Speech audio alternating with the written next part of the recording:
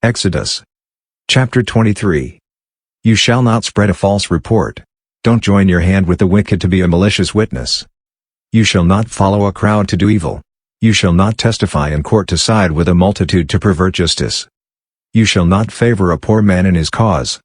If you meet your enemy's ox or his donkey going astray, you shall surely bring it back to him again. If you see the donkey of him who hates you fallen down under his burden, don't leave him. You shall surely help him with it. You shall not deny justice to your poor people in their lawsuits. Keep far from a false charge, and don't kill the innocent and righteous, for I will not justify the wicked.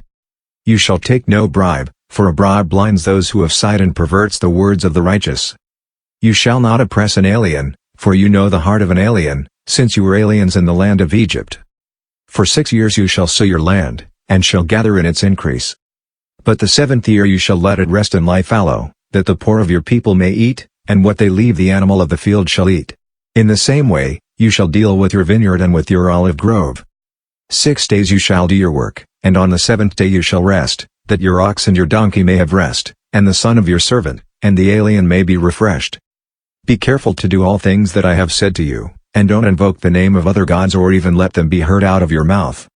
You shall observe a feast to me 3 times a year. You shall observe the feast of unleavened bread. 7 days you shall eat unleavened bread, as I commanded you, at the time appointed in the month Abib, for in it you came out of Egypt, and no one shall appear before me empty. And the feast of harvest, the first fruits of your labors, which you sow in the field, and the feast of ingathering, at the end of the year, when you gather in your labors out of the field. 3 times in the year all your males shall appear before the Lord Yahweh. You shall not offer the blood of my sacrifice with leavened bread. The fat of my feast shall not remain all night until the morning. You shall bring the first of the firstfruits of your ground into the house of Yahweh your God. You shall not boil a young goat in its mother's milk. Behold, I send an angel before you, to keep you by the way, and to bring you into the place which I have prepared. Pay attention to him, and listen to his voice. Don't provoke him, for he will not pardon your disobedience, for my name is in him. But if you indeed listen to his voice, and do all that I speak, then I will be an enemy to your enemies, and an adversary to your adversaries. For my angel shall go before you, and bring you into the Amorite, the Hittite, the Perizzite, the Canaanite, the Hivite, and the Jebusite, and I will cut them off. You shall not bow down to their gods, nor serve them, nor follow their practices, but you shall utterly overthrow them and demolish their pillars.